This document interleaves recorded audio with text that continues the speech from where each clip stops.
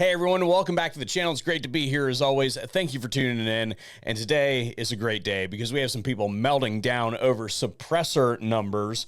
So if you own a firearms suppressor, then I want you to reach over and pat yourself on the back because you are part of this. We have some big news out of the NSSF when it comes to suppressor ownership and what you guys have posted up as far as numbers are concerned in the last year. 4.86 million suppressors in circulation in the United States. And I'm going to give you some context into what that number means after we hear a quick word from today's sponsor. Sites are very much a point of personal preference for people, and my personal preference is for the Big Dot sight from XS. Now, they make a whole bunch of different variations out there, but generally speaking, what you're looking at is a photoluminescent ring that charges up with the ambient light, and then a tritium vial in the center, so regardless of lighting conditions outside, there'll be something for you to pick up. Now, I've been working with XS for a long period of time. I was a client of theirs before they were a client of mine, and I thank them very much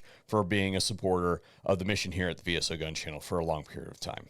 Go give them some love. Now, to give credit where credit is due, my buddy Johnny B broke this story yesterday. I was listening to it on my way back home, and I was like, oh my gosh, I have to do a video on this because he's absolutely right. So I'm sure that Johnny will have his Hump Day show coming out here pretty soon, so make sure you go check that out. You people. Now, personally, I like big data sets, but I know that everybody doesn't work like that, so I have put together a chart to help you visualize this. The first line that you see down here is all of the suppressors that were purchased and registered from the start of the National Firearms Act, so 1934, all the way up until 2017. That's 1.3 million suppressors. The second one that you see here is those that were added from 2017 to May of 2021. The third one that you see here is those suppressors that were added to the registry through year 2023. And then our last band here at the top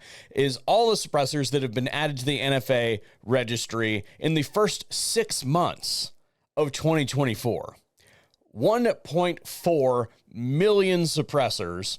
And I would like to point out that that number is bigger than all of the suppressors that were added for the first 83 years of the National Firearms Act's existence. Fan-frickin-tastic. Let's look at this another way.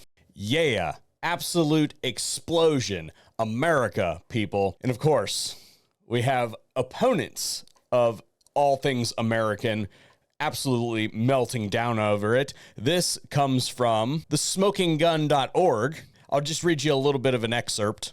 In October, the National Shooting Sports Foundation, the NSSF, the Gun Industries Trade Association, reported that Americans owned 4.9 million silencers as of July 2024, according to data provided by the Bureau of Alcohol, Tobacco, Firearms, and Explosives. Compared to previous reporting, this updated total reflects an alarming surge in silencer sales. In the first 6 months of 2024 alone, Americans purchased and registered a staggering 1.4 million silencers. Tears of unfathomable sadness. Yummy. This explosion is due to really the intersection of several things. The first is technology. Integration of e-forms has really streamlined the process. And this may not seem like a super big deal, but physical submission of a physical paper form carries its own sort of issues along the way. For instance, these forms had to be submitted in triplicate, really. So you got one form to the ATF, one form for you, and then one for your Clio. And you can mess up a detail manually entering. In eForms, you enter it once and it populates all the data for you on all 3 copies. Also, the integration of things like, why do we have to submit a physical passport photo that has to be taped on to the thing? They even had you for the longest time when you were filling them out manually. They would have you write your social security number on the back of the photo in case it fell off or got lost, right?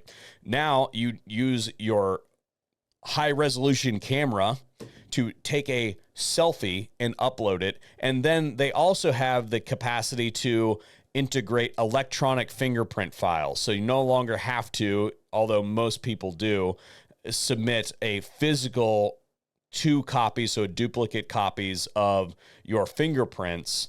And you don't have to go get those done at a law enforcement agency either. You can just do them yourself. So integration of all that technology is a big deal, but then they did something very substantive, which was really simple. And if you think about it, if somebody had a problem, so say you got the same name as some, multiple serial murderer in your city or something like that, and for some reason you get allocated to a delay. They then stopped the process. The line halted while they figured you out, which made absolutely no sense. They said, hey, well, Joe Schmo over here has a problem.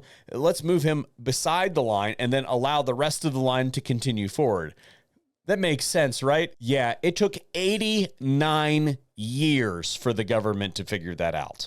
The net result of this, the last Form 4 that I saw come across my desk for somebody took 3 days, which is fan-frickin-tastic. I have waited 14 months for a suppressor before to come back. So this is a huge reduction in time, and it was as simple as, hey, let's align things so that things actually proceed more quickly instead of holding people up for the purposes of holding people up. Is the mentality shift is really what needed to happen. I do not agree that these items should be regulated. I don't think there should be any regulations pretty much on anything. I mean, I continuously go back to text history and tradition. The cannon that were used by the Continental Army were requisitioned from private citizens. So basically, the Second Amendment to me covers field artillery pieces. So suppressors, yeah, easy peasy, all day lemon squeezy as far as, are these regulations unconstitutional? Yes, they are. Now, there's a lot of people saying right now, hey, I'm going to wait until they're deregulated. I'm going to tell you that that is a dumb idea. We have seen this before.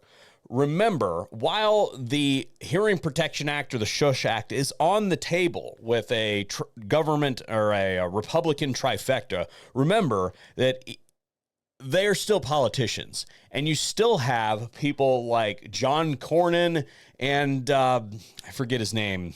We'll call him Sweaty. Absolute turncoats, traitors to the cause. They do not appreciate your Second Amendment right. And it would not surprise me whatsoever if people like that stand in the way. Remember, the last time this came up, they had the votes, and then at the last minute, there was some ball field shooting or something like that, and they shelved it, and it never came back. So to bank on, oh, well, they're going to be deregulated soon, I'm going to wait for that to happen. I have people that have been waiting a decade who said, oh, well, after Obama gets out of there, I'm going to, purchase these things. And they're still waiting. Do not wait. They are moving so quickly right now that it is in your best interest to just go for it and get it done, because we don't know what might happen down the road. We could get another administrator in there that really hates the concept. For all we know, we could get an ATF director in this current administration that is a super duper FUD that might think that suppressors should be harder to get and make it more difficult for you. So the concept of waiting for your government to save you is never a good plan. Okay, never in the history of ever has that been a good idea. Now, to be clear, we all have an interest in that graph staying straight vertical like it is. We want that graph to look like that when one of these suppressor deregulation bills finally makes it to the House or the Senate. We want them to see, yeah, these are really popular. They're continuing to be popular. And if you stand in the way of this really popular legislation, you're going on the naughty list. in closing, what I would say is I have a full list of suppressor videos that I've done over the years, everything from individual models to philosophy on their use and which ones are better in which instances, that sort of thing. You can find all that on the channel. Use it to great effect, and hopefully we'll see another video here at the VSO Gun Channel. Go get them!